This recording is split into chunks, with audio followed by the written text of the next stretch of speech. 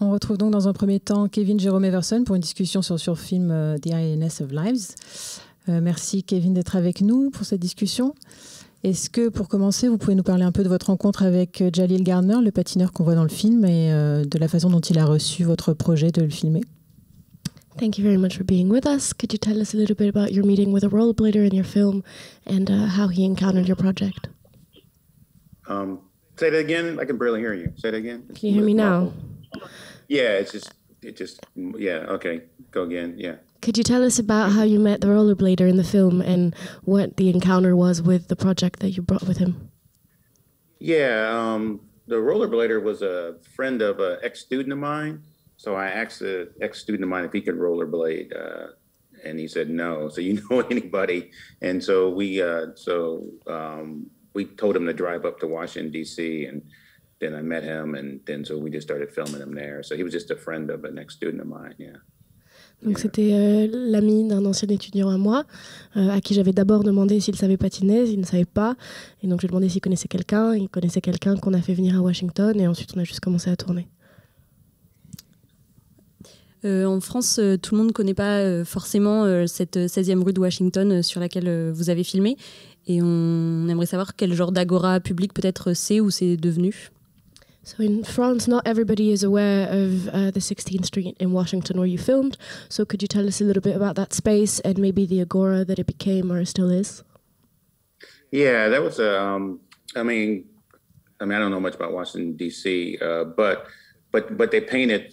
It's like that area is called Black Lives Matter Plaza now. They painted the letters in yellow, and now it becomes almost like a kind of a park now in a weird way. Well, I don't know if it's. I think it's still there because we shot this in July, I think, and so now it's like kind of like a gathering place for a lot of people to kind of, so it feels almost like a kind of a public park. And yeah, sorry, go ahead. Yeah. Donc c'est la 16e rue à Washington, où les lettres Black Lives Matter ont été écrites en jaune au sol comme ça, et c'est un lieu qui ressemble aujourd'hui un peu à un parc public. C'est devenu un lieu de rassemblement. Je suis pas sûre que les lettres soient encore là. On a filmé en juin, mais donc voilà, c'est un endroit de rencontre qui a tout l'air d'un parc public. Yeah. Go ahead. Yeah. Et vous dites souvent que vous faites des films pour les gens qui font les films avec vous. Et justement, si vous pouvez nous parler un petit peu de la collaboration avec Jalil, et aussi parce qu'on sent bien à travers le film qu'il y a un mouvement comme ça, que le film commence un peu, les mouvements de caméra suivent un peu les arabesques du patineur de plus en plus, et que le film commence à danser avec lui. Si vous pouvez nous parler un petit peu de cette collaboration. So we'd like to know a little bit about your collaboration with Jalil, because you always say that you make movies for the people that you make the movies with, and we can feel that the film starts to follow the rollerblading arabesques around, and that slowly the film begins to dance with him. So if you could tell us a little bit about your collaboration with him. Yeah, when I was thinking of I was making films about, because everybody's quarantined in the summer. So I was making films about the summer. So I had a lot of footage of fireflies, peonies, flowers, things that, only bloom that I'm so familiar with, that reminds me of summer.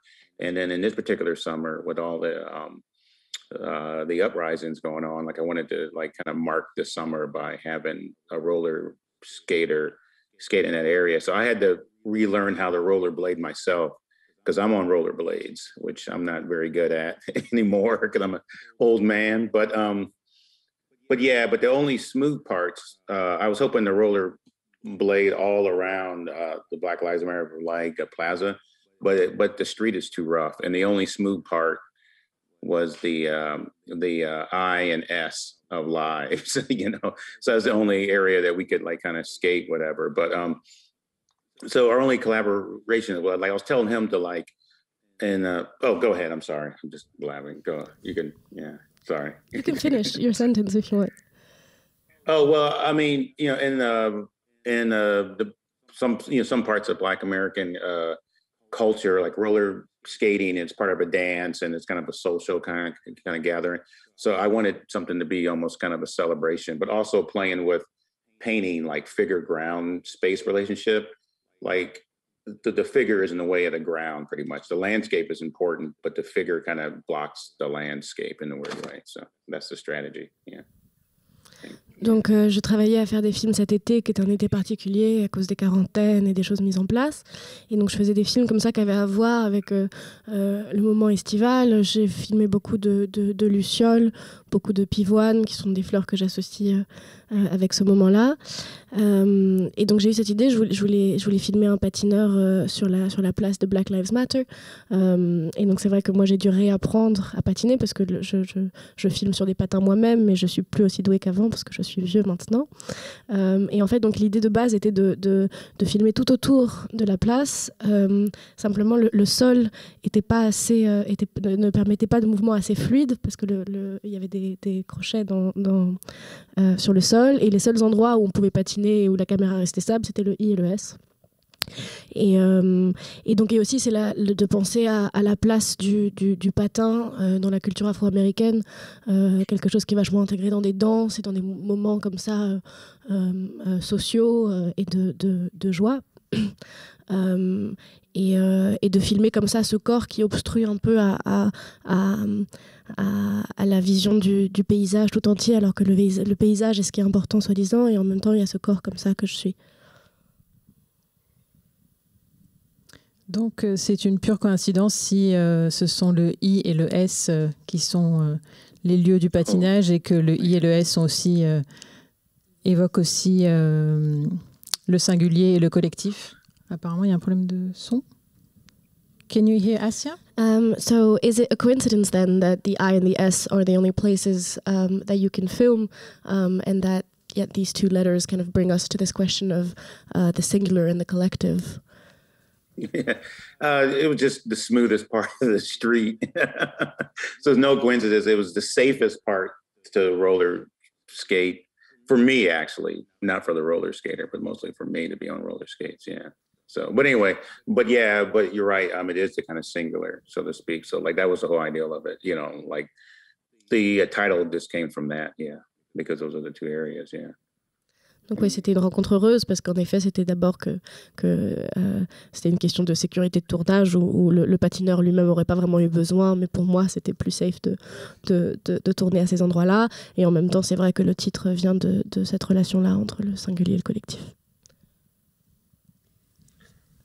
Peut-être une dernière question, si on a le temps.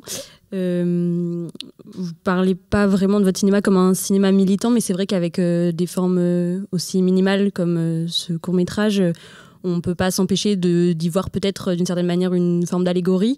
Et en même temps, je sais pas si c'est quelque chose duquel vous vous rapprochez. Mais en revanche, si c'est pas le cas, est-ce que ça vous intéresse de savoir un peu ce que les gens y projettent, et est-ce que vous savez un peu ce que les gens peuvent y projeter? So you don't really speak of your cinema as activist cinema per se, but with short forms like this and it being so minimal, it's difficult not to see some forms of allegory in it. Is that something that you feel close to? And if not, are you interested or aware of the sorts of things that people might project onto your film? Yeah, I'm kind of aware of them, but I don't kind of pay attention to them, so to speak. Like I just try to make it there's elements of that in there, but it's mostly formal qualities that get me to make films. And then I always like the whole idea of the figure blocking the landscape, and then and actually marking the landscape, so to speak. So that was a kind of strategy for that particular film. But of course it's going to be there, without a doubt, because of the summer and that particular landscape, so to speak. But it was mostly that kind of formal exercise of see if I can do this. Yeah. Donc oui, je suis au courant, même si je n'y prête pas beaucoup d'attention. Pour moi, c'est vraiment des qualités, des exercices formels qui mettent le tournage en cours, et vraiment cette question de la figure, de la silhouette dans un paysage bien particulier, et l'été, et le fait d'avoir tout ce processus avec les patins. Donc oui, pour moi, c'est plutôt un exercice formel, même si je suis bien au courant que au visionnage, les gens vont projeter certaines choses. Bon, ben merci beaucoup, Kevin Jerome Everson, d'avoir été avec nous pour ce petit moment d'échange. Et à très bientôt. Thank you very much for being with us for this short moment of exchange, and see you very soon. Yeah, hopefully I can be there next year. I'll have new stuff next year for sure. Yeah. We hope so too.